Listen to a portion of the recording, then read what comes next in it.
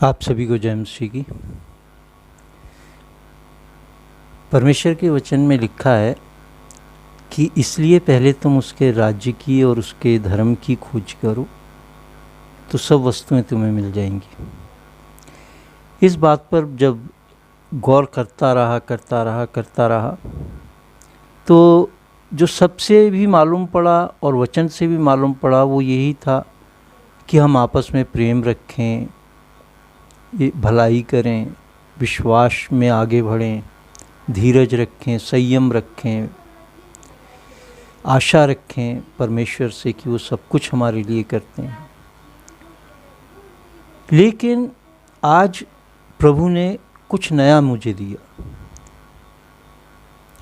क्योंकि जब मैं बहुत दुखी लोगों को देखता हूँ, चाहे वो दुखियों में इंसान हो, चाहे दुखियों में वो जानवर हों, पक्षी हों, कोई भी हो जो दुखों से घिरे हुए हैं, जब भी मैं उनको देखता हूँ तब यही सोचता था कि परमेश्वर न्यायी है, धर्म से न्याय करने वाला, प्रेम करने वाला है, तो वो हमारे दुखों को क्यों नहीं देखते हैं?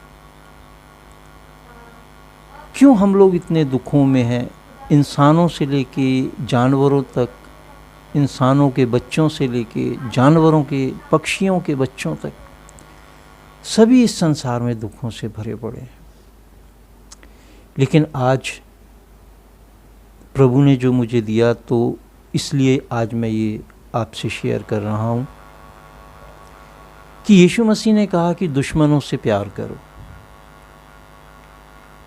और यही कारण है कि हमारा दुश्मन जो लूसीफर शैतान है, वो अब तक जो बचा हुआ है, यीशु मसीह ने तो उसी समय कहा था कि, और यूहन्ना में पढ़ते हैं कि यीशु मसीह ने कहा था कि संसार का सरदार दोषी ठहराया गया है और उसे निकाल दिया गया है। लेकिन आज तक हम देखते हैं कि शैतान का राज्य, उसके काम हमारे इस संसार में बने हुए हैं, और दुख का कारण यही है। तो मैंने जब आज प्रभु से इन सब बातों में गौर कर रहा था, तो मेरे दिमाग में यही आया कि खुदा बाप ने यीशु मसीह को भी जीतने के बाद भी, अगर इब्रानियों की पत्री पढ़ते हैं तो वहाँ लिखा हुआ है कि तू बैठ जब तक कि मैं तेरे शत्रुओं को तेरे पैरों की चौकी ना बना दूं। ये पिता परमेश्वर का वचन है। प्रभु यीशु मसीह से उन्होंने कहा कि तू बैठ, कि जब तक मैं तेरे शत्रुओं को तेरे पांव की चौकी ना बना दूं। युद्ध जो है वो खुदा बाप का शैतान से है, और हम खुदा बाप के सिपाही हैं, और परेशानियां हमारी ज़िंदगियों में इसी कारण से है कि पिता परमेश्वर भी इस चीज़ को दिखा देना चाहते हैं कि तुम भी दुश्मनों से प्यार करो। मैंने भी अपने दुश्मन से प्यार किया और अब तक उसे छोड़ा हुआ है, क्योंकि एक दिन निश्चित है कि वो हर एक का न्याय करेगा। तो प्रभु का राज्य जो आज मुझे मालूम पड़ा, वो इस बात में भी है कि हम दुश्मनों को खुश रहने दें।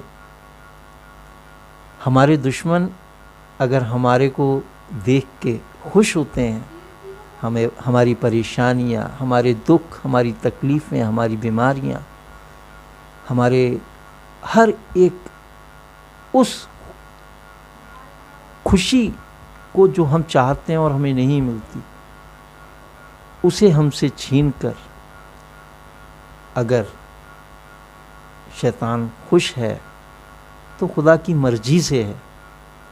वरना खुदा बाप चाहेंगे, जिस दिन चाहेंगे खुदा बाप उस दिन इन दुखों का अंत हो जाएगा और शैतान का भी इस संसार से निकाल दिया जाना हो जाएगा।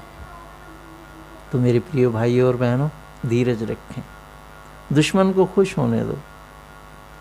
इस संसार में भी हमारे दुश्मन हैं।